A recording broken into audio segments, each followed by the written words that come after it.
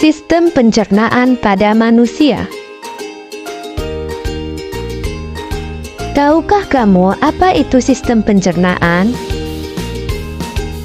Sistem pencernaan adalah proses pemecahan makanan menjadi molekul sederhana. Sistem ini berfungsi untuk mencerna dan menyerap nutrisi yang dibutuhkan tubuh. Sistem pencernaan itu terbagi menjadi dua. Yang pertama ada pencernaan mekanik, dan yang kedua ada pencernaan kimiawi. Pencernaan mekanik adalah pengubahan makanan dari bentuk kasar menjadi halus dengan bantuan gerakan alat-alat pencernaan, contohnya seperti gigi, lambung, dan lain-lain. Sedangkan pencernaan kimiawi adalah pelarutan makanan oleh enzim-enzim pencernaan, mengubah makanan dari bermolekul besar menjadi bermolekul kecil, contohnya ialah kelenjar pencernaan. Organ-organ pada sistem pencernaan. Yang pertama ada rongga mulut, kerongkongan, lambung, hati, kantong empedu, pankreas, usus halus, usus besar, rektum, dan anus. Sistem pencernaan terdiri dari saluran pencernaan dan kelenjar pencernaan.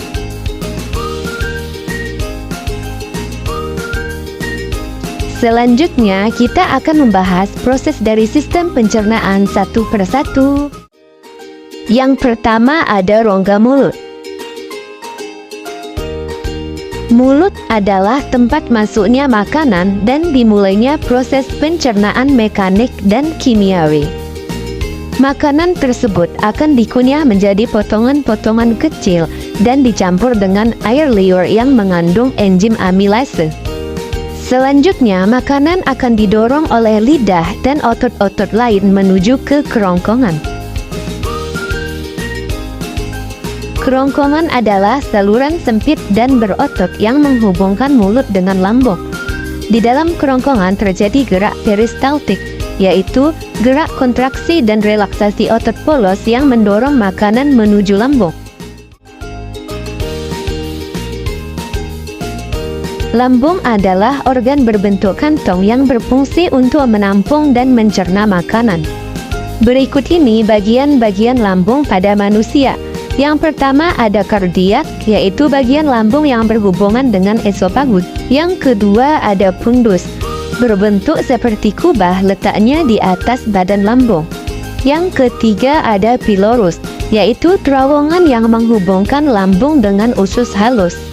Yang keempat ada rugae, yaitu membran mukosa berbentuk lekuk-lekuk yang berfungsi melindungi dinding lambung dari abrasi asam lambung. Lambung juga mempunyai otot sphincter atas dan sphincter bawah. Otot sphincter atas berfungsi untuk mencegah makanan dari lambung kembali ke kerongkongan. Sedangkan sphincter bawah berfungsi untuk mencegah makanan dari lambung sembarangan masuk ke usus halus. Di dalam lambung terjadi pencernaan mekanik dan kimiawi. Pencernaan mekanis terjadi karena adanya gerakan peristaltik akibat kontraksi otot lambung yang mengakibatkan makanan tercampur dan teraduk menjadi bubur. Sedangkan pencernaan kimiawi terjadi dengan bantuan getah lambung yang dihasilkan oleh kelenjar yang terletak di dinding lambung di bawah fundus. Berikut ini zat-zat pada getah lambung. Yang pertama ada asam lambung atau HCl, yang kedua enzim pepsin, yang ketiga enzim renin, dan yang keempat ada hormon gastrin. Organ selanjutnya yaitu usus halus. Usus halus adalah organ terpanjang dalam sistem pencernaan dengan panjang sekitar 6-8 meter. Usus halus terdiri dari 3 bagian, yaitu yang pertama duodenum, yang kedua jejunum, dan yang ketiga ileum.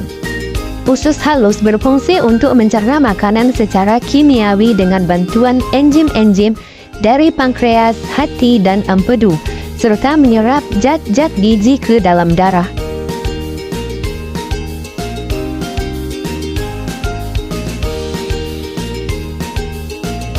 Selanjutnya usus besar atau kolon.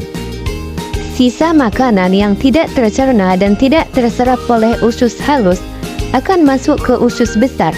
Usus besar terdiri dari 3 bagian, yaitu sekum, kolon, dan rektum. Di usus besar terjadi penyerapan air dan garam mineral dari sisa makanan. Sisa dari makanan tersebut disebut dengan feses. Kemudian yang terakhir adalah anus. Bagian akhir usus besar disebut dengan rektum, dan di sini tidak lagi terjadi penyerapan air. Rektum dapat berkontraksi sehingga menimbulkan defekasi. Defekasi adalah proses pengeluaran zat sisa pencernaan melalui anus. Kontraksi rektum dapat menyebabkan refleks gastrokolik yang dapat dilakukan secara sadar, dan otot pencernaan akan berkontraksi sehingga feses terdorong keluar. Nah, itu dia penjelasan mengenai sistem pencernaan. Selamat menyaksikan.